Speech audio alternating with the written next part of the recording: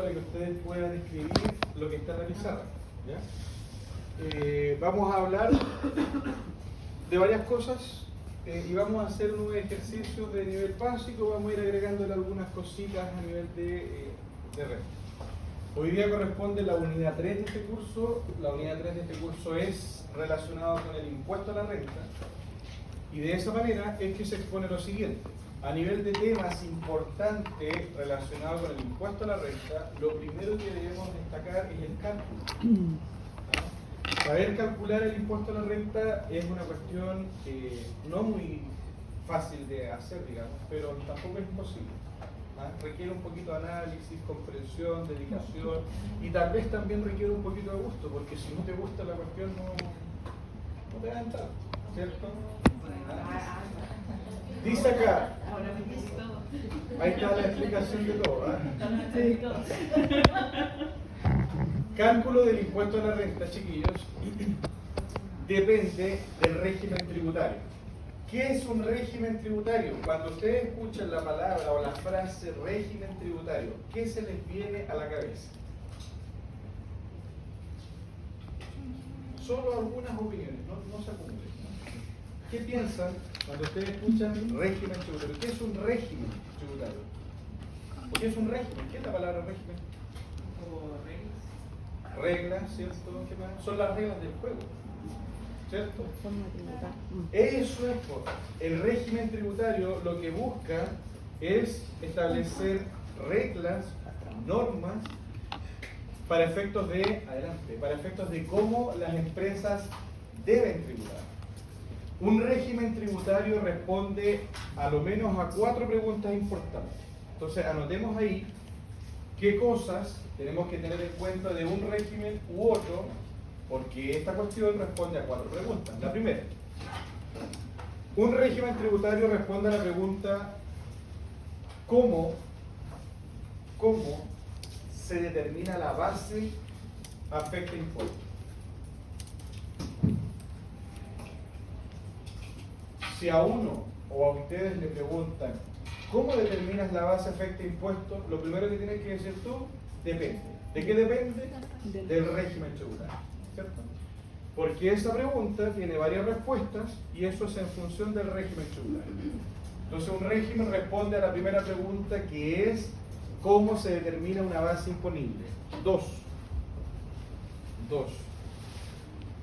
¿Cuál es la tasa de IDPC? ¿Cierto? De impuesto de primera categoría. ¿Cuál es la tasa de IDPC, de impuesto de primera categoría? La tasa de impuesto a la renta también depende del régimen tributario. Tercera pregunta. ¿Cómo tributan los dueños? Y eso es una pregunta muy importante. Muy importante. Depende. ¿Cómo tributan los dueños de una empresa? Y eso depende netamente del régimen tributario.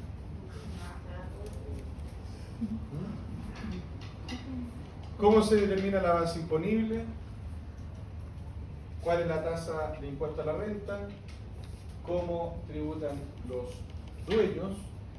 Y tipos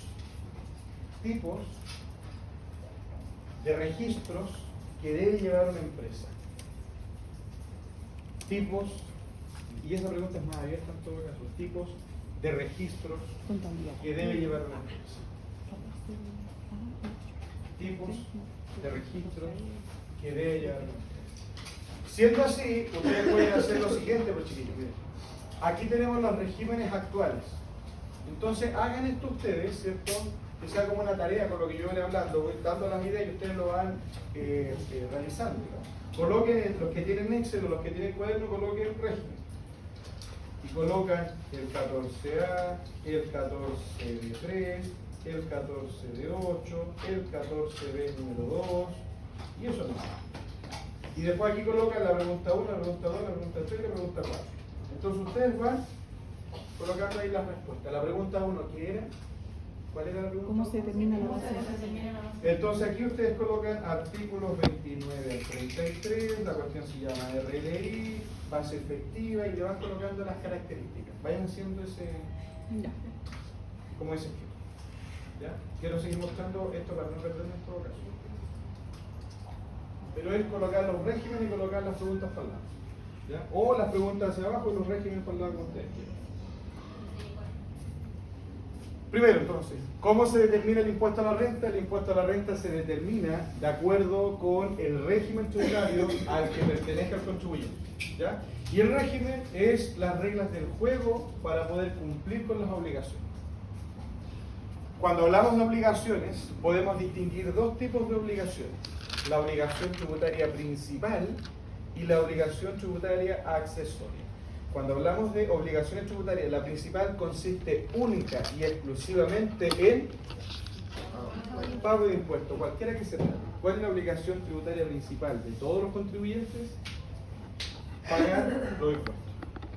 Y las obligaciones tributarias accesorias son todas aquellas que te permiten pagar impuestos. Primero, iniciar actividades. Segundo, realizar los formularios. Tercero, llevar los registros que correspondan.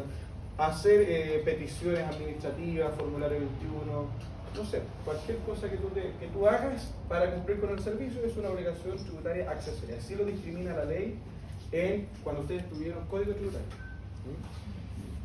En el caso del cálculo del impuesto a la renta, eso obedece a la obligación tributaria principal, porque calcular el impuesto es netamente para poder pagarlo. ¿Sí o no? El hacer el capital propio tributario es una obligación tributaria principal o accesoria. ¿Tributal o accesoria? ¿Principal o accesoria? ¿Cuál era la pregunta? ¿Hacer el capital propio tributario es una obligación principal o accesoria? ¿Se paga impuestos sobre el capital propio tributario? ¿Pagamos impuestos sobre el capital? No. Nos sirve de base para calcular el impuesto final en todo caso. Pero no se paga impuestos sobre el capital. Entonces, accesorio. ¿Vale? Chiquillos, el capital propio tributario, anotemos ahí los dos fines para lo que nos sirve el capital propio tributario.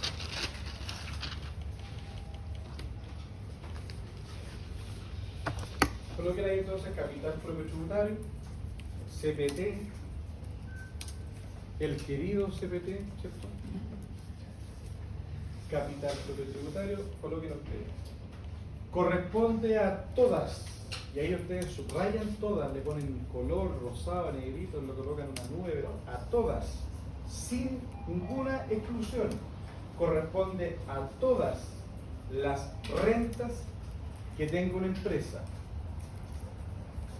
Corresponde a todas las rentas que tenga una empresa, sin discriminar su calidad tributaria. ¿Cierto? Sin discriminar su calidad tributaria. Es decir, si tú tienes una renta afecta a impuestos, tiene que estar en el CPT. Si tú tienes una renta exenta de impuestos, tiene que estar en el CPT. Y si tú tienes una renta que es no renta, tiene que estar en el CPT. Todas las rentas, ¿cierto? Sin perjuicio de cuál sea su calidad tributaria, tiene que estar en el CPT. ¿Ya? Entonces ahí dijimos, el CPT corresponde a todas las rentas, ¿cierto? Sin discriminar su calidad tributaria, punto y coma, que estén disponibles en la empresa al cierre de un ejercicio. Eso es muy importante, porque si la cuestión no está disponible, no tiene que estar en el CPT. Corresponde a todas las rentas, ¿cierto?, que tienen que estar disponibles en la empresa al cierre de un ejercicio. ¿Ya? Al cierre de un ejercicio.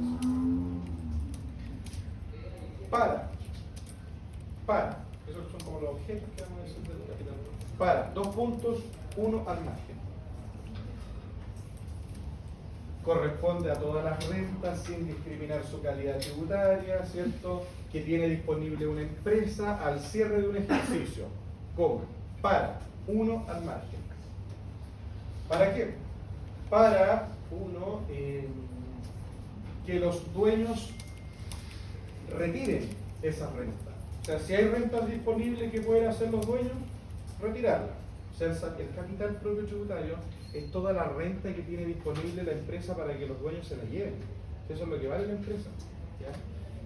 Entonces, el primer para es para que los dueños retiren esa plata. Para retiro de los socios, para retiro de los dueños. Punto y coma, abajo 2 al margen. ¿Cierto? Para que se mantenga invertida y permita generar nuevas rentas en la empresa. Para que se mantenga, ¿cierto?, invertida en la empresa y permita generar nuevas rentas. Esos son los dos objetos o objetivos que tiene el capital propio tributario. No tiene más sentido, digamos. ¿Qué es el capital propio tributario? Es lo que vale tu empresa a ojos del fisco. ¿Y cuánto es lo que vale tu empresa? Todo lo que tú tienes. Es como que el banco, cuando nosotros el banco nos hace una evaluación para ver si nosotros somos sujetos de crédito, ¿qué piden los bancos cuando nosotros somos trabajadores? ¿Qué es las tres cuestiones últimas que siempre nos piden? Las liquidaciones. Las liquidaciones del sueldo. ¿Y para qué nos piden eso? Para saber el poder adquisitivo que tenemos nosotros y a su vez para poder determinar el nivel de deuda que nosotros podemos soportar. Entonces el banco cuando te pide las liquidaciones te somete una tabla. Este cliente, si le pasamos 10 palos en tal meses, sí, es capaz que los pague. Pero si le pasamos 15 tal vez no. Entonces ahí le establecemos los tops, ¿cierto? La línea de crédito, en función de tu comportamiento y de tu nivel de renta, te establecen un monto en la línea de crédito. El capital propio es algo parecido. La diferencia está en que el servicio no te da ningún beneficio si tienes más o menos. Solamente que te pondera, te evalúa de acuerdo a cómo tú, a lo que tú vales. ¿Vale? Dicho de una manera entonces bien arcaica, el capital propio tributario es lo que uno vale para ojos del fisco. ¿Cierto? Eso es lo que tú vales. ¿Por qué? Porque es todo lo que tú tienes. No tienes más que eso. ¿Ya? ¿Cómo se determina el capital propio tributario? El capital propio tributario tiene dos métodos, tiene tres en realidad, pero son dos métodos los clásicos. El método del activo, que es para las grandes empresas, el 14A, que la mayoría de las veces uno es el que ve, ¿cierto? Colocar el total de los activos, más o menos ajustes, más o menos los pasivos y todo el tema. Método del activo que se utiliza para grandes empresas. Y este, que es el segundo método, que se llama tal cual, capital propio tributario simplificado. Que es más facilito, por eso se llama simplificado. ¿Quiénes tienen que hacer el capital propio tributario simplificado?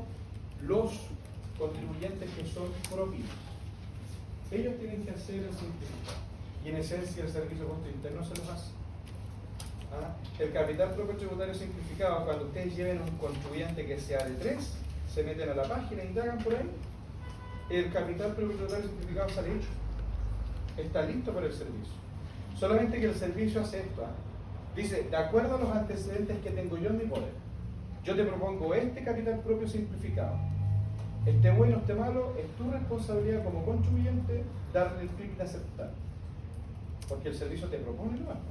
Pero si te propone algo mal es porque a él le faltó dato o hizo un cruce mal. Él, por ley, te lo tiene que proponer, pero tú al darle clic aceptas la responsabilidad si es que eso está bien hecho o mal hecho. ¿Ya? Eso es lo que hace el fisco. ¿Quiénes lo tienen que hacer entonces? Lo tienen que hacer los contribuyentes que son ProPyme, el de 3 y el de 8. ¿Ya? El de 3 lo tiene que hacer siempre. Siempre tiene que hacer el capital propio, o siempre tiene que declararlo, porque el servicio te lo da. Siempre tiene que declararlo, el de 3. Y el de 8, ¿cierto?, que son los negocios de la esquina, los negocios más pequeños, el de 8 lo tiene que hacer si y solo si sus ingresos son mayores a 50.000 UF. Y multipliquen 50.000 por 35, escaleta de plata. Entonces la pequeña empresa, 50.000 UF por 37 lucas. ¿Cuánto es? 3 por 5, 15, 8 por 4, 24, 3 por 3, 12. ¿Cuánto es? 50.000. ¿Nadie lo está calculando? 50.000. 50.000 ¿Anuales? anuales. Dime. ¿Qué puede multiplicar 50.000 por 37 pesos? Por 37. 50.000 por 37 demasiado. Miren, sobre los 1.000 millones de pesos. Entonces, el negocio de la esquina, al negocio que ustedes le van a comprar pan, 20.000 millones de pesos al año, tal vez no como cuartel giro. Bueno, yo voy a mucho. Depende de lo que... Los contribuyentes entonces pequeñitos no hacen esa cuestión. No tienen la obligación de hacerlo. ¿Por qué? Porque si eres de 8, te lo van a exigir si los ingresos de tu giro son mayores a 50.000 UF. Imagina que tu ingreso de tu giro son, no sé, pues 49.000 UF y vendiste un activo fijo por 3.000. Todos tus ingresos son 52, pero de tu giro 49. No estás obligado a hacerlo, porque son los ingresos del giro, no si vendes activos fijos. ¿Ya? El de 3, ¿tiene que hacerlo siempre o tiene que hacerlo con algún requisito? El de 3. Siempre. ¿Y el de 8? Solo si supera las 50.000 UF. Es decir, el de 8 no lo hace nunca. Nunca, aunque si tienes tremenda cantidad de plata, van a ser de 8 tampoco. Ya. Chiquillos, esto es muy importante saberlo, el cálculo del impuesto a la renta, porque esto se hace mediante la base imponible para los de 3 o RLI para los 14 años. Calcular el impuesto RLI. La RLI, ¿qué es lo que es? Para efectos del Servicio de Impuestos Internos, es lo que tú ganaste en un año. Eso es la RLI. Al Servicio de Impuestos Internos no le interesa lo que tú ganaste de acuerdo a lo que se diga en el balance. Porque el balance se hace de acuerdo a las normas tributarias o a las normas contables. Las normas contables. Y el servicio le dice, chao a todo lo contable. ¿Tienes algo contable? Chao. ¿Cierto? Siempre hace el efecto contable. Entonces, el cálculo del impuesto a la renta se hace en función de la RLI. Y la RLI, ¿qué es? Es el resultado que tú ganaste en un año. Y lo que tú ganaste en función de lo que ganaste es lo que te voy a cobrar. Eso es lo que dice el fisco. RLI entonces nunca es un resultado acumulativo. Nunca es acumulativo. Si yo el año pasado gané 100.000 pesos de RLI, esa RLI como tal muere en el año pasado. Para la RLI siguiente parto desde cero y no considero la RLI del año pasado. ¿Por qué? Porque la RLI es el ingreso que recibe una empresa en términos tributarios de forma anual. Es como el sueldo, pues, chiquillos. Es como el sueldo. Cuando nosotros, ¿cuánto nos pagan? 500 lucas. 500 lucas tengo en mi bolsillo, porque eso me pagaron ahora. Y el otro mes, ¿cuánto tengo? 500. Si tengo ahorro, eso ya forma parte de mis fondos, como de mi capital, ¿cierto?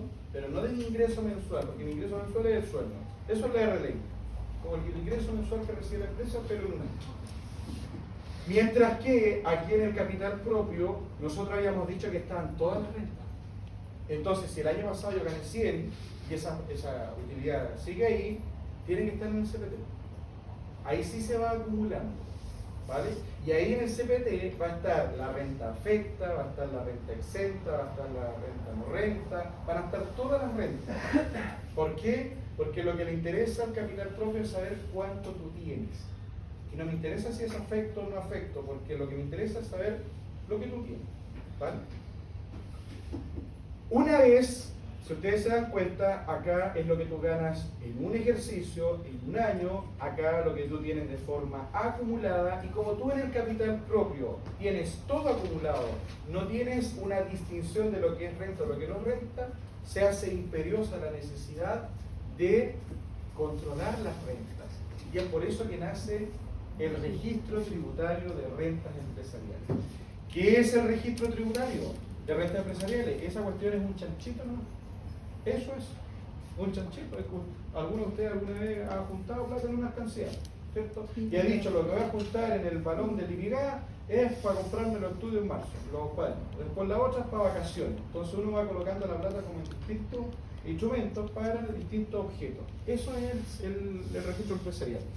El registro empresarial pesca toda la plata que tiene la empresa, toda la plata, y la clasifica de acuerdo a la naturaleza de la renta. ¿Ya? Ahí lo vamos a ver más en detalle en la tercera clase de esta cuestión, el viernes. Otra de las cuestiones adicionales que hay en renta, y que esto es accesorio, es la confección de DJs, de declaraciones juradas, que son un montón. Y no todas se llenan, sino que también depende del régimen tributario. Y el formulario 22, que eso sí lo hacen todas las empresas. ¿Y qué es el formulario 22? Es el documento mediante el cual la empresa declara, manifiesta que tiene tal resultado. Es como una declaración de fe, ¿no? ¿Sabes que yo gané 100 lucas? Ahí está. Y te lo informo en el formulario 22. ¿Vale? El formulario 22 entonces es dar cuenta, manifestar de todos los cálculos anteriores. Chiquillos, de estas cuestiones que son los tópicos, son los temas. Uno acá, por este tema, nosotros podríamos haber estado todo el tarde con la religión. Pero vamos a tener que tener una clase, ¿no? ¿Se entiende la idea general de cada una de las cuestiones? RLI, resultado anual, que no es acumulativo, es lo que tú ganaste. Si tú ganaste $1, el fisco te cobra impuesto por $1, por la utilidad que tú tengas. Obviamente que el porcentaje es cero, pero te va a cobrar desde $1 que tú ganes, te cobra. Ahora bien, si tú tienes pérdida, ¿te cobra? No, porque la cuestión se llama impuesto a la renta, ¿cierto? Y la renta tiene que ver con un mayor valor, no con un menor valor. ¿Tú puedes perder? Sí. Y si pierdes, no pagas impuesto. Determinación del capital propio. ¿Qué es el capital propio? Es donde se informan todas las rentas que tiene la empresa. Todas, pero todas las rentas. ¿Ya? Y es lo que vale la empresa para ojos del fisco. Luego, el control de rentas, ¿cierto? Tener las platas ordenadas. Lo que tiene que tributar, lo que no tiene que tributar, lo que ya tributó. Eso es el control de rentas. Tener las platitas ordenadas para evitar la doble tributación, para evitar la elusión. Para evitar la elusión. Regímenes.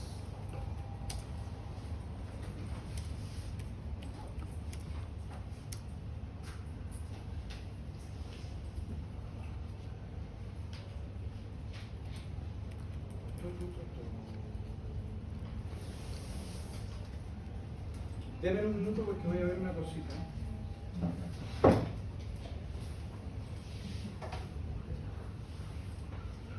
Y es que ya me mandaron el examen, ¿se acuerdan que yo les dije ayer que hoy día me mandaron el examen? Me lo mandaron, pero no lo vi. No sé, yo sé que me lo mandaron. Quiero ver qué régimen viene, porque si viene 14A tenemos que darle por ese régimen. Si viene de 3 le damos por ese régimen. Si viene renta presunta C, no se régimen. De 8. No, va a ser igual. Siempre igual. Con los siglos de los siglos. La misma organización. No, 3, ni 2, ni 3, ni 3, bueno, Las NIC. Los ajustes.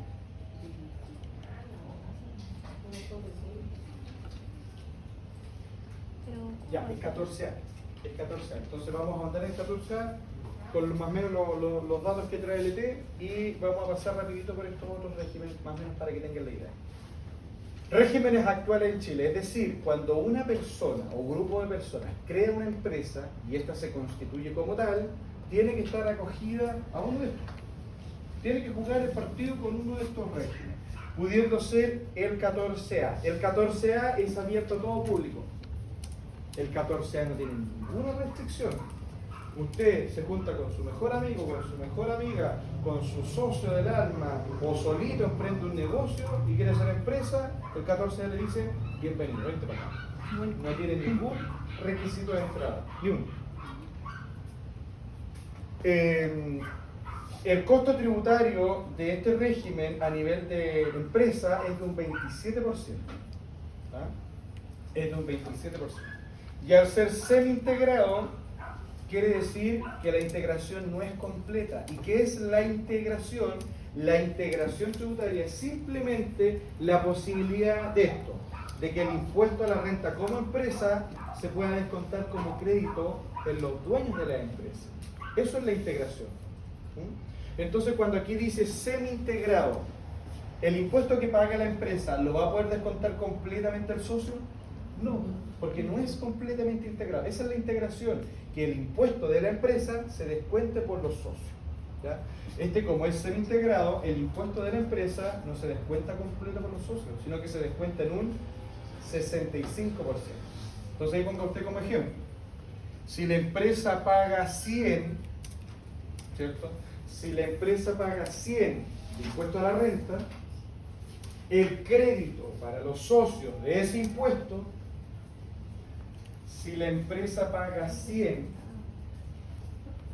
de impuesto a la renta, si la empresa paga 100 de impuesto a la renta, el crédito para los socios de ese impuesto es 65 pesos. Es 65 pesos. Es decir, ¿cuánto impuesto, entre comillas, se pierde? 35. Imaginen una empresa que pagó 10 millones de impuestos. 10 millones de impuestos. ¿Cuánto puede utilizar como crédito? 6 millones y medio. Y pierde 3 millones y medio. O sea, cuando uno dice con 100 pesos, 65, 35, una cochina de plata. Pero cuando eso uno le lleva millones, perdiste 3 millones y medio. ¿Sí o no? Ya. Muy importante en todo caso, características. ¿Cómo tributa entonces esta empresa? Esta empresa tributa en renta efectiva. ¿Qué significa la palabra renta efectiva? Que tú tienes que tributar de acuerdo a lo que realmente ganas. Eso es efectivo. Y acá tienes que utilizar necesariamente un balance. El fisco, el servicio, la ley, la parte tributaria le hace el quite, digamos, o le tiene mala a la parte contable. Todo lo que tú hagas contable yo te lo dejo fuera. Pero para partir, esta cuestión necesita un balance. Porque si no, no tienes cómo. ¿Ah? ¿Sabes qué? Tú me sirves, pero me sirves solo para partir. ¿Ah? Contigo parto y después te depuro, limpio la partida. La tasa es un 27. Acá los dueños de estas empresas, los dueños tributan en el momento en que retiren plata.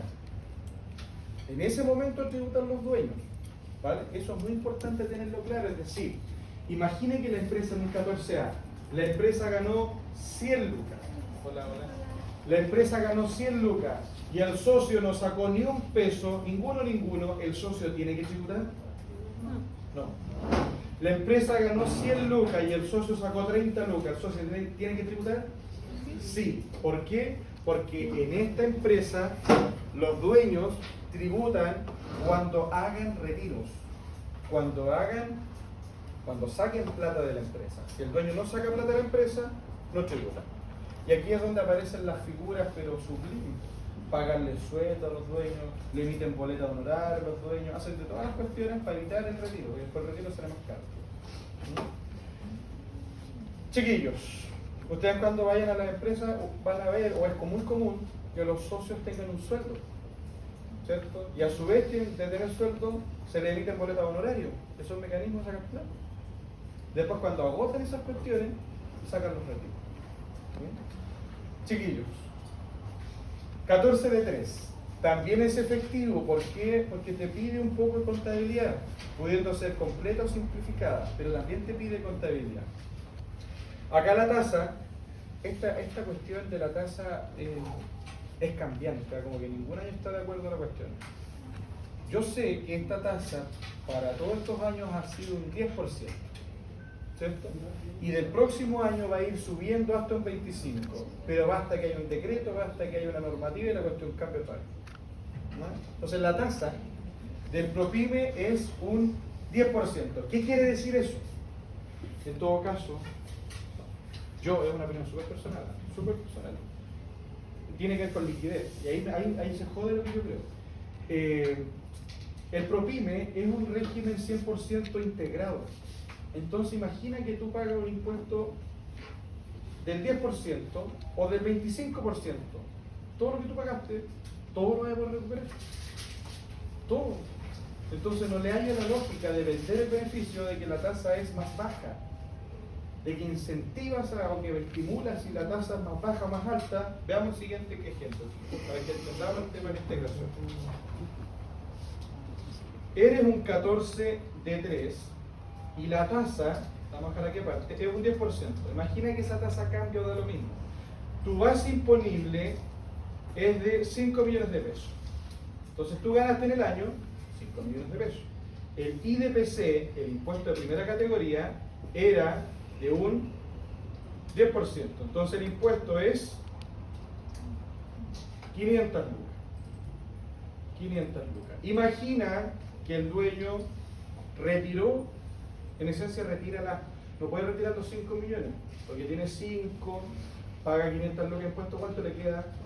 4.500, pero el impuesto es un incremento, también forma parte de la base. Entonces, retira los 5 millones, ¿cuánto tiene de crédito? A ver, aquí tiene un impuesto global, el IGC. IGC. Suponte tú que el IGC, no sé, pues un 12%. Eso por eso. Y tiene acá un crédito. Y el crédito siempre, acá siempre, el crédito va a ser el impuesto a la renta. Siempre. Entonces, si tú pagaste 500, a pagar 500, 600, tienes que pagar 100. Aquí en la tributación siempre está en el socio, porque el impuesto que paga la empresa siempre lo recupera el dueño y lo recupera en forma completa, a diferencia del 14A, porque el 14A podría recuperar las 500 lucas acá, ¿o no? No, recupera el 65.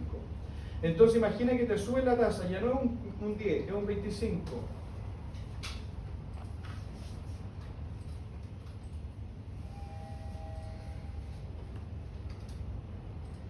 Vas a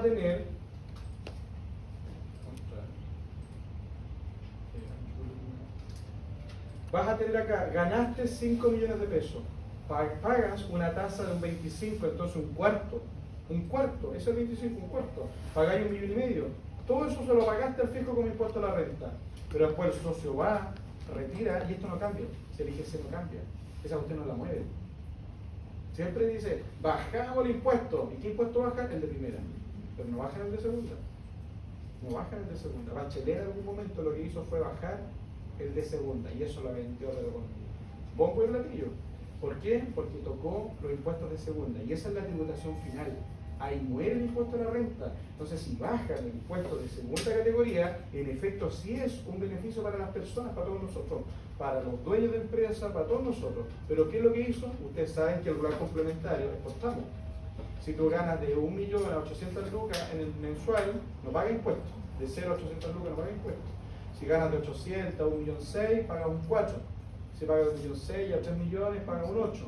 Y así va subiendo. ¿Qué es lo que hizo el presidente? Bajó la tableta, pero el último escalafón. A los que ganan más de 100 millones de pesos. Entonces, ¿nosotros dónde estamos? ¿Qué beneficio tenemos? Ni una cuestión. Pues entonces se vendió bien el tema, porque si tú bajas la tasa de la segunda categoría, eso sí es un ahorro para las personas. Porque la segunda categoría es para las personas. Pero ¿a quién se lo bajó? A la empresa. Bueno, eso es cuestión personal, no los quiero adoctrinar, pero claro, ¿quién tiene las rentas más altas? Nosotros. No. Entonces el IGC, claro, la renta de segunda categoría, no se suele mover. Vean ustedes la historia, para atrás, el servicio está. En un momento, el tramo más alto, hoy día es el 40, porque después se volvió a subir. Hoy día el 40, en algún momento era el 35, pero el tramo más chiquitito no se movieron. Para nosotros que ganamos todos los meses las 500 lucas, el tramo es el mismo, pero con los que ganan 150 millones de pesos, el tramo les bajó a ellos, entonces era muy justo el tema. Si se dan cuenta, la empresa aquí paga 1 millón de pesos, ¿qué hace? Lo recupera. Después el impuesto a pagar, ¿qué pasa acá? El fisco tiene que devolver. Entonces esa es la cuestión que hace el fisco, no te quiere hacer pagar porque después te tiene que devolver y además te tiene que devolver actualizado. Si la tasa acá es un 13%, paga 650, recupera 650, tenías que pagar 600, te queda a devolver 650. Si la tasa es un 5%, pagas 250, recuperas 250, pero siempre lo que tú tienes que pagar es esto. Eso es lo que pasa. Entonces, te suben o te bajan la tasa, todo lo que tú pagas como empresa, lo recuperas como persona. Eso es lo que pasa con el tema del propino.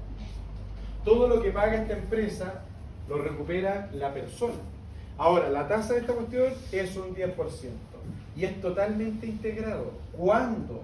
Cuando tienen que tributar los dueños, también cuando retiren. O sea, si la persona no retiró, no tributa. Si la persona retiró, tributa. ¿Vale? Y acá, bueno, yo lo dije, que te suban o que te bajen el impuesto, el efecto realmente es el mismo. ¿Por qué? Porque todo el impuesto que pagas como empresa lo puedes recuperar como personas. ¿Ya? Este otro en cambio, el D8 que es transparente, la tasa de impuesto a la renta es 0. Y para la gente que dice, oh, ¿sabéis qué? Creémonos como empresa. Y yo cuando hago esta clase de renta a los chiquillos que les toca a los ingenieros, mecánicos, ingenieros, lo que sea, siempre los ingenieros tienen un ramo de administración. Siempre. Entonces ahí uno les enseña algo de impuesto a la renta. Y yo les vendo los regímenes tributarios. Si usted hace una empresa, ¿por cuál se va? Por el de 8, si no me cobran. Eso es lo que dicen siempre. Y eso es lo que dice una persona que no tiene conocimiento del tema. Porque ustedes lo que van a decir es que en realidad el de 8, adelante pasemos. Para efectos de impuesto a la renta no conviene tanto. Y veámoslo lógicamente. Lógicamente, el de 8, en este mismo escenario, dice que la tasa de impuesto es... ¿Cuánto es? Es 0. Entonces, tú ganaste 5 palos. Ojo con esto, porque esto tiene diferencia. En el D3, volvamos al D3, tú ganaste 5 millones y hayas pagado algo, ¿cierto? Y tú tienes que tributar siempre y cuando hayas retirado, ¿cierto? Y lo que tú pagaste te sirve como crédito, ¿sí o no? Ya. En el D8 pasa lo siguiente, tú ganaste 5 millones. Ganaste 5 millones. Hola, ¿este no es su curso? No. Espéreme afuera, yo le doy al tiro la indicación, ¿ya? Tú ganaste acá 5 millones de pesos. Ganaste 5 millones de pesos. La ley te dice que la tasa es 0. Entonces, bacán, pues gané 5 palos. ¿Y con cuánto me quedo en el bolsillo? ¿Con cuánto me quedo? Si pago 0, me quedo con los 5 millones porque no pago ni un peso de impuesto a la renta. Pero pasa que el dueño aquí no tributa cuando retira. Acá el dueño tributa en base asignada. ¿Qué quiere decir eso? Tú ganaste 5 palos, no estoy ni ahí si sacaste o no sacaste. No me importa si sacaste o no sacaste. Porque aquí los 5 millones no se tributan cuando tú retiras, sino que aquí no se llama retiro, sino que se llama asignación. Es decir, pero pasa que el dueño no retiró ni uno, no retiraste porque tu empresa ganó. Vas a tener que sacar plata para pagar impuestos. Entonces, este impuesto no te lo perdonan. No te lo perdonan. Y si ganaste 5, vas a tener que pagar las 600 lucas. Tú, como persona. Y como tu empresa no pagó nada, ¿tienes crédito? No tienes nada. Pero aquí el fisco se asegura de cobrar toda la renta al tiro. Porque a la empresa no le cobra, pero sí le cobra a la persona. Retire o no retire, le cobra todo a la persona. Entonces imagínate, porque el de 8 puede ser empresas grandes, muy grandes. Delante ustedes calcularon ahí 1.000 millones de pesos. Si la empresa gana 500 millones y el dueño no retira, la ley te dice, el dueño tiene que tributar por esos 500 millones. Y si es una renta que no está ahí totalmente percibida o se la gastó, porque los negocios de la esquina que hacen, compran, pagan, y después en sus cuestiones personales se gastan la plata nomás. Y hay veces que andan peor que uno. ¿Sí o no? Entonces el régimen es muy atractivo, a mi juicio no. A mi juicio no. Y no es que yo se lo esté vendiendo a mi manera, no, porque esta cuestión funciona así, si no lo digo yo, lo dice la ley. Ganaste, ponele cualquier valor, ganaste cualquier cantidad de plata, no paga ningún peso a la empresa, ni uno, pero todo lo que gana la empresa, todo lo tributa ¿quién? El socio, y sin crédito. Entonces todo lo tiene que pagar el socio. En ese sentido, ¿cuál conviene? A mi juicio conviene el D3, porque el D3 ganaste como empresa, ya, y pagaste un impuesto, te cobran. Y ese impuesto además lo recuperas todo. Pero ¿cuándo lo recuperas? Cuando retiras.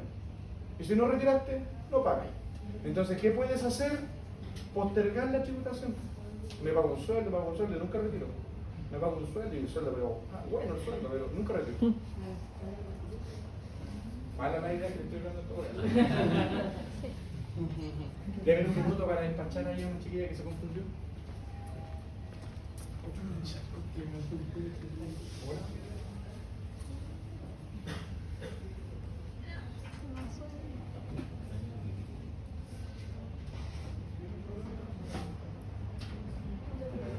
Pone atención aquí.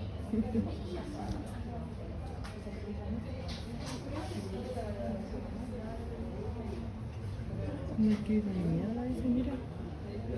Todo el cuaderno blanco. A ver, Solamente firma. dale vuelta.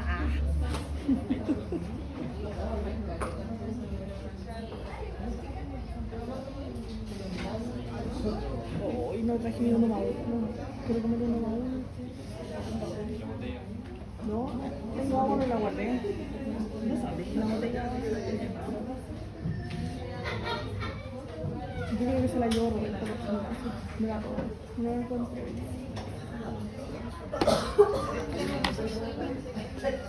Vamos a tener que comprarme una niña. Otro level. ¿Ah? El informe voy Para el portafolio de título. No, ahí eso no sé si se... ¿Ah? Igual hay que entregarlo así. Y el año pasado. Sí, pues esa huevada ya daba para mirar porque debe haber sido por lo menos una 80.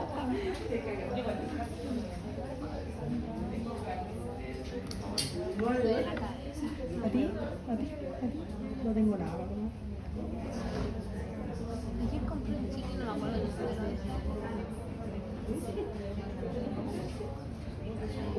Yo creo que para allá porque venden duros.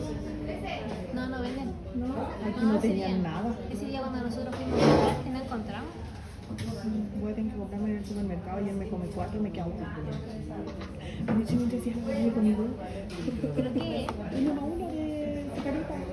Eso así. No, pero uno más uno. Ah, los que son con yogur. Sí. Que la verdad son ricos. Y en la mañana me comí otro. Yo me quedaba uno y me lo iba a traer y se me quedaba bien. ¿Y por qué mejor no te compráis el yogur y el cereal? No está el sabor del yogur.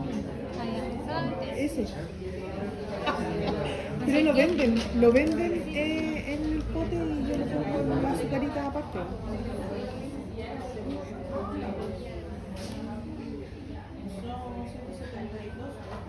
Aquí le parece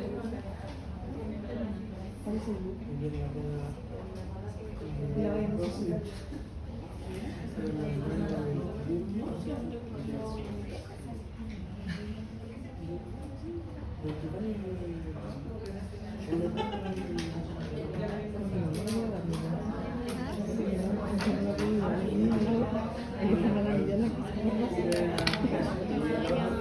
Tengo la otra igual, pero no.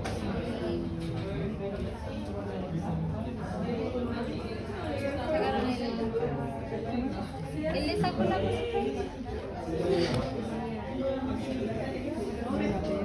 Se la puse solamente rosa y amarilla. No tiene nada marcado, o sea, tiene algunas cosas como marcadas, pero así como cosas. ¿Qué tú cachai que a él le sustenta?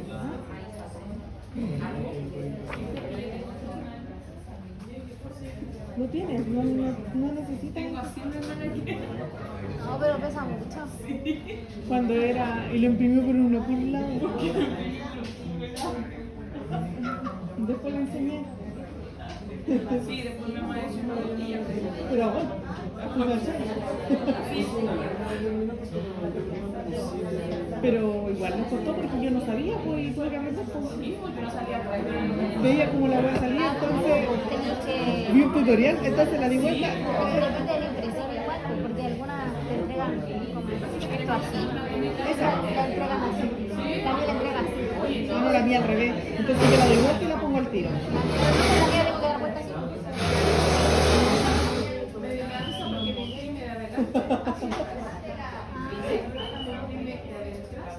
¿La No configuraste? tiene algunas con la configuración.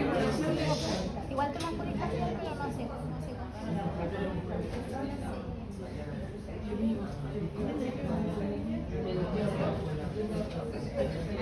Ah, pero esta es la de 825, la de IVA. ¿Es la de ellos? Sí, Ah, la de IVA, ese que. La hoy otra. día renta. Hoy día renta.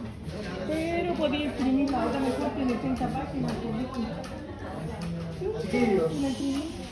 Chiquillos, disculpen los minutitos que les quité. Habíamos quedado en el de 8, ¿cierto?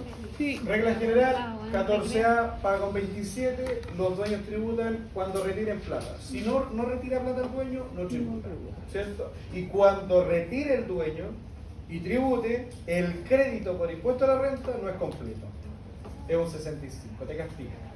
Mientras que estos dos, ¿cierto? Tienen, bueno, que no tiene tasa de impuesto a la renta. La tasa de este impuesto es cero.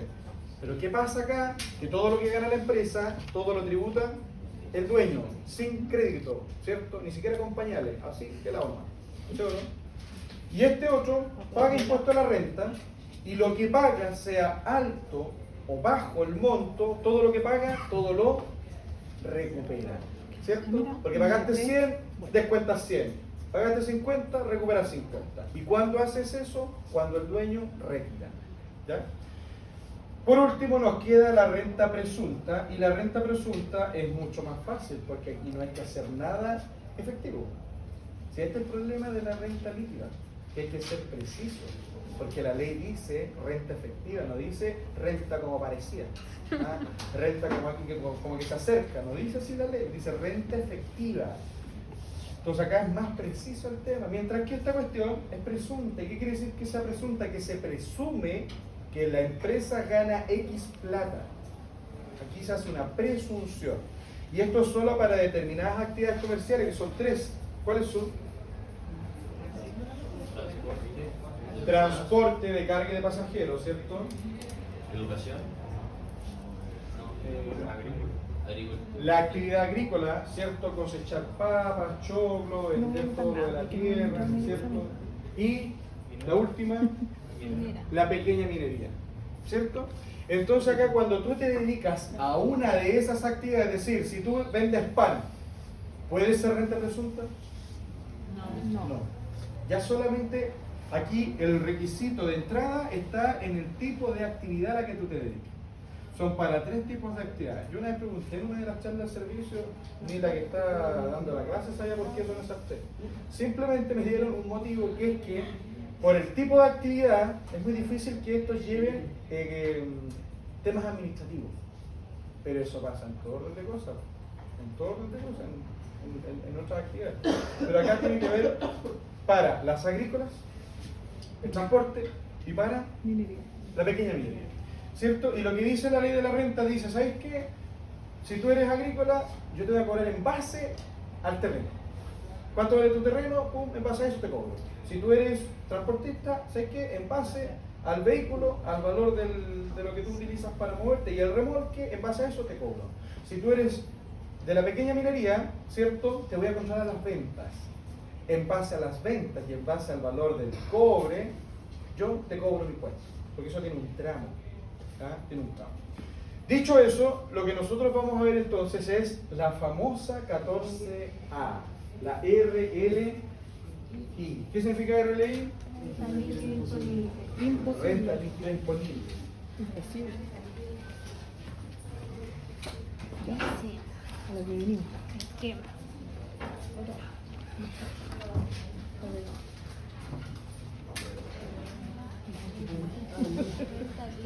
Voy a empezar. Ahora sí que sí. Esto sirve para el examen. Sí. ¿Y para la tarea?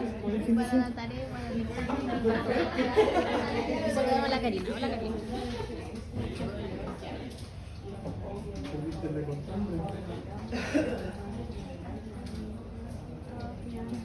Aplícame.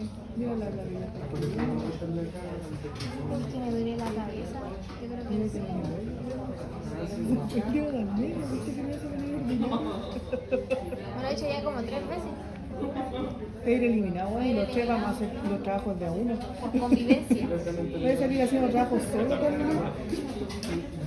Tienes que tratarla bien. Empezar sin mí. Tienes que tratarla bien. Ya, ahora. Va a ponerlo ahora con el profe. Ya, esto nosotros ya lo hemos hecho. Yo ya he explicado la renta líquida desde la génesis, ¿cierto? Esquema de la renta líquida imponible. El esquema es, y habíamos dicho primero que la renta líquida es saber cuánto tú ganaste en el año. Eso es la renta líquida, lo que tú ganaste a ojos del fisco durante un año. ¿Cuánto ganas? ¿Por qué le interesa al fisco saber cuánto ganaste? Porque en función de eso te cobra un piquiquín, ¿cierto? En función de eso te cobra el impuesto. Nosotros, como antes de ser tributaristas, ¿qué es lo que son ustedes? Contadores. Así se llama el título técnico. Contador, general y la mención en legislación tributaria, ¿cierto? Entonces ustedes primero estudian contabilidad. Y al estudiar contabilidad ustedes vieron balances, ¿cierto? Y el primer balance que ustedes vieron fue el de activos versus pasivos. Y nosotros lo vimos hace una semana atrás, ¿cierto? Vimos el balance de activo y pasivo. Y además lo explicamos en la parte financiera. En el balance, ahí aparece la utilidad del ejercicio. En el balance sale lo que tú ganaste durante el año. Pero el fisco le dice, ¿sabes qué? Eso que tú ganaste, tú lo calculaste en función de las normas contables. Y yo, parte tributaria, yo no soy amigo de todas las normas contables. Entonces es indudable que vamos a tener diferencias. Pero ¿qué dice la parte fiscal? ¿Sabes qué? Me sirve en todo caso, me sirve. Tú haces tu contabilidad, haces tu libro diario, haces todas las cuestiones. ¿Para qué? Para que tú al principio coloques el resultado financiero. Entonces ahí ustedes le van a colocar un comentario o una idea. El resultado financiero corresponde a la utilidad o pérdida. Corresponde a la utilidad o pérdida que nos informa el estado de resultados. Corresponde a la utilidad o pérdida que nos informa el estado de resultados. Ese que es de pérdida y ganancia. ¿Cierto? Corresponde entonces a la utilidad o pérdida del estado de resultados. Sea lo que sea, si es positivo, si es negativo. ¿Se acuerdan de una prueba que el tema estaba negativo? Si es negativo, el tema tiene que ser negativo y arriba. Si el tema es positivo, tiene que ser positivo. ¿Ya? Ojo con esto, chiquillos. Ojo con esto, pongan atención. Tú cuando ya partes del resultado del balance, un resultado contable, la norma tributaria te dice, ¿sabes qué? A esas cuestiones le vamos a agregar y descontar cosas. Pero siempre son dos cuestiones nomás que se agregan y que se deducen. Ustedes obviamente que los agregados ven más cuestiones, ¿cierto? Multas fiscales, depreciaciones, correcciones monetarias, ahí tenemos tres, ¿cierto? Pero genéricamente, para entender esto desde el punto de vista conceptual, solo hay dos. ¿Y cuáles son los dos? Escriban ustedes ahí. Número uno. Número uno. ¿Qué es lo que siempre se debe agregar? Número uno. Gastos, o más bien coloquen ahí cuentas de gastos, porque como esto parte del balance, lo que vamos a trabajar son las cuentas. Y son más claro ahí, porque cuentas de gastos que estén contabilizadas. Hasta ahí deberíamos agregar todas las cuentas que estén contabilizadas. ¿Cierto? Cuentas de gastos que estén contabilizadas. ¿Cómo? Que sean rechazadas o no aceptadas. Que sean rechazadas o no aceptadas. Es decir, si tú tienes un gasto que es rechazado, si tú tienes un gasto que es no aceptado, pero a su vez ese gasto está contabilizado en pérdida, ¿qué tienes que hacer tú en la RLI? Agregarlo. ¿Por qué? Porque cumple con esa condición, que es un gasto en pérdida, pero que es rechazado o no aceptado. Que no es lo mismo el rechazado y el no aceptado. ¿Ya? Lo voy a explicar ahí a continuación. 2. ¿Qué vas a tener que agregar siempre? Ingresos tributables o ingresos tributarios.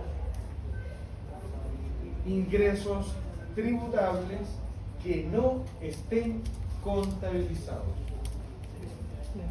Ingresos tributables que no estén contabilizados. Es decir, si tenemos un ingreso que tiene que tributar, tiene que estar formando parte de la base imponible, pero no está contabilizado, es decir, al no estar contabilizado, no está acá, no está en el resultado del ejercicio. Entonces, y tiene que tributar. Entonces, ¿qué tenemos que hacer? Agregarlo. Un ejemplo clásico son las correcciones monetarias de los activos. Porque las correcciones monetarias no se contabilizan, pero son ingresos tributarios. Entonces, todas se agregan. Todas se agregan. Todas se agregan. Vamos a poner entonces acá una lista. Ustedes van a colocar la clasificación. Nómbrenme, aquí ya de memoria, tal vez nómbrenme clásicos o cuentas clásicas que ustedes ven habitualmente en una renta líquida disponible como agregado. O sea, ¿qué cosas siempre se agregan? David dijo depreciación Financiera. del activo fijo financiera. ¿Qué es lo que siempre se agrega? Lo dijeron ustedes. Las multas fiscales. ¿Qué más siempre se agrega? Los gastos Más fuerte. rechazados. Correcciones monetarias de activos, con una particularidad, ¿cierto? Que la de la mercadería cuando es extranjera. Pero correcciones monetarias de los activos en general. ¿Qué más agregamos a una renta líquida? Los gastos Acuérdense de la rechazados. renta líquida. ¿Ah? Los gastos rechazados. ¿Cómo cuáles? Ay, no sé. Bien, Sí, bueno, de los dice, sueldos. muy bien. Impuesto a la renta. ¿Qué más agregamos a la renta líquida disponible? Los gastos rechazados. Ah, sí. Eso sería un gasto rechazado. Gastos particulares. Gasto de los socios, cualquiera que sea la mantención, la pago de la colegiatura, cualquier cuestión para el socio, gasto del socio. ¿Qué más? Gasto Hay de otro. empresa no sin Un gasto sin respaldo. Clásico. Gastos sin respaldo. Si hablamos de agregados clásicos, tenemos estos cuatro. ¿Sí o no? Estos cuatro. Clásicos siempre. La depreciación, las multas fiscales, el impuesto a la renta y los gastos sin respaldo. Esa cuestión es clásico. Es como que nace la RLI y esas cuestiones están ahí, por defecto, aparecen. Ahí está. Tenemos que contestar. Existirá otra, solo como de ambicioso nomás. No es que me esté faltando una, sino que existirá otra que no sean esas clásicas. ¿Ah? Exceso de remuneración. Aquí nos pusimos más sofisticados. ¿Ah? ¿Cuánto tenemos que agregar el exceso de remuneración? ¿Qué se entiende por exceso de remuneración?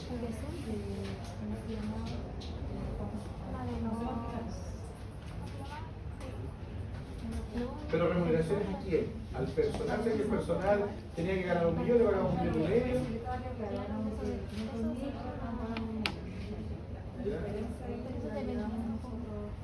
Pero solamente si era el secretario o si era una el sueldo en plaza que dice el profe es sueldo en plaza, chévere.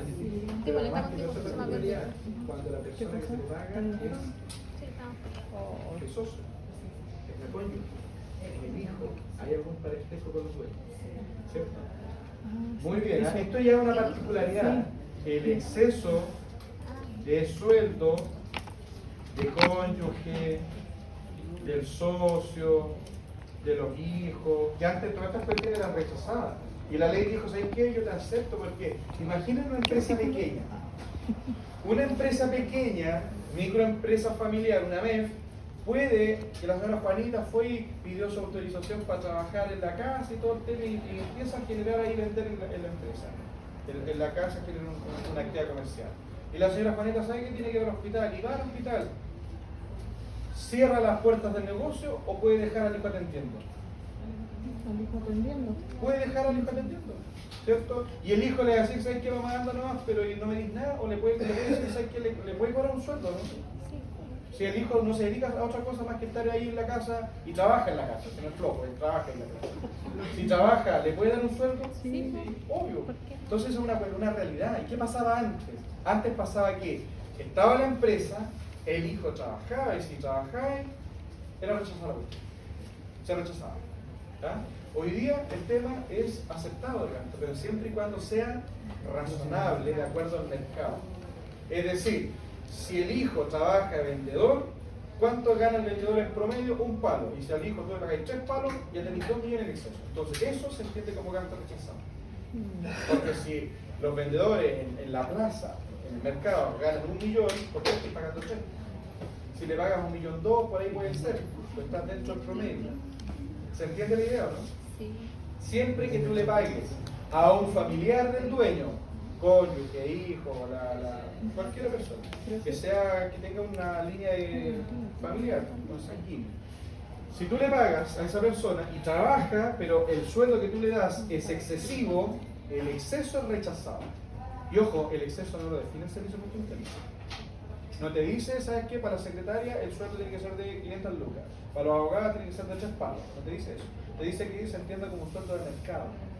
Si en el mercado los abogados ganan 3 palos y a tu trabajador le pagáis 3 palos, está bien. Está bien. Pero si le pagáis más de 3 palos, mucho más, la diferencia se entiende como gasto rechazado. La diferencia, por eso es que ahí Margarita dijo el exceso. ¿Ya? Entonces, chiquillos, a esta cuestión démosle un número. Habíamos dicho que el 1 en los agregados, porque estos son criterios.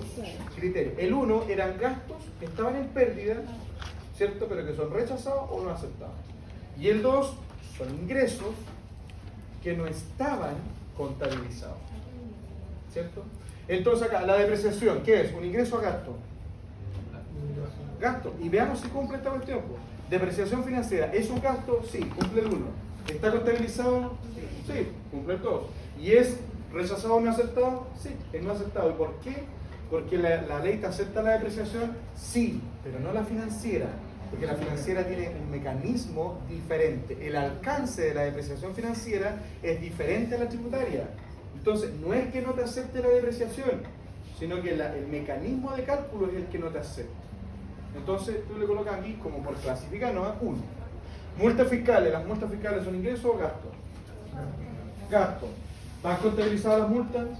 ¿Son no aceptadas o rechazadas? Son rechazadas las multas. Entonces, por eso se agregan. ¿Por qué? Porque cumplen ese requisito completo. ¿Se entiende esto? ¿Sí? ¿Por qué agregan la corrección monetaria de los activos? ¿Es un ingreso? Veamos si es un ingreso. La corrección monetaria tendencialmente es positiva porque hablamos de inflación, ¿cierto? No de deflación. Entonces imagina que tú tienes un activo fijo que vale 10 lucas. Ese activo fijo tú lo tienes que corregir al 3%. Esa corrección, ¿qué hace con el activo fijo? ¿Le da valor o le quita valor? Le da valor. Le da valor. Pues eso por el 3% le da 300 pesos. Y esa corrección monetaria, esa cuestión que se hace en tributaria perfecto, con los cuadros elegantes, eso en la contabilidad no se registra, no se lleva a la contabilidad. Y de llevarse eso a la contabilidad, el registro sería, oye, activo actualizado. La cuestión para ahora, 10.300. Oye, ¿sabes qué? En la contabilidad del activo vale 10 lucas, pero si le agregamos la corrección, tiene que llegar a 10.300, entonces al activo le tengo que agregar o le tengo que descontar. ¿Dónde aumentan los activos? Entonces yo diría activo fijo 300 contra corrección monetaria los 300. Pero eso, chiquillos, eso que está ahí, que tiene pinta de asiento contable, esto no se contabiliza. Esto no se hace en la contabilidad. Y está bien que no se haga, porque esto es tributario, no es contable, no está en ninguna norma contable. ¿Vale? Pero de hacerse en la contabilidad, este sería el asiento. Y de hecho las empresas chilenas en realidad sí lo contabilizan. Que las empresas no están ni con las mismas. Las empresas le hacen la contabilidad de servicio, ¿no? Entonces sí lo contabilizan. El asiento es este. Aumenta tu activo fijo en el debe, porque los activos aumentan al debe, y se reconoce una cuenta de resultado ganancia, corrección monetaria. Resultado, ganancia. Las cuentas que son de resultado con saldo acreedor son ganancias. Pero esta cuestión, de acuerdo a la norma contable, no debería estar. Como no debería estar, esto se está dejando fuera. Esta cuestión se está dejando fuera, que es un ingreso tributario. ¿Por qué? Porque tu activo ya no vale 10.000, vale 10.300. En teoría sube tu activo. ¿Por qué sube? Porque aumentó su valor, ganaste. Ganaste, pero no está en el resultado. ¿Qué tienes que hacer? Agregarlo. ¿Por qué? Porque es un resultado tributario que no está contabilizado. ¿Se entiende? ¿Preguntas? Ese es el comportamiento de todas las correcciones monetarias. O sea, la mayoría de las de activos.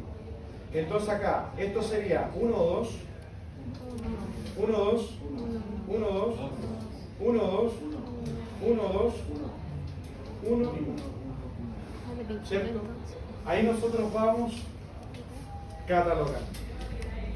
No hay problema. Gracias. Así, chiquillos, cada vez que ustedes tengan otro agregado, lo pueden clasificar en esos criterios. Ojo, Si tienen un agregado que tienen duda y no cumple ninguno de estos dos, no es agregado. No es agregado. Ahí están inventando. ¿No se ocurre? Yo lo invento. Sí, somos. ¿Ah? Por ejemplo, agregar los sueldos de los trabajadores. La indemnización voluntaria, ¿por qué va? Porque es más aceptado. Muy bien. ¿Y dónde llamo de esto? Muy bien. Chiquillos, ¿se entendió lo que se agrega en la RLI? ¿Allá? ¿Ustedes? ¿Sí? ¿El resto, chiquillos, se entiende? No hay más condiciones o criterios para agregar. Tú agregas por dos motivos: gastos o pérdida. Y el juego está, si el gasto está contabilizado y no tenía que disminuir, lo agregas. Si el ingreso no está y tenía que aumentar, lo agregas. Si ese es el efecto. Chiquillos, 8:20, vayan a comprarse algo, un dulcecito.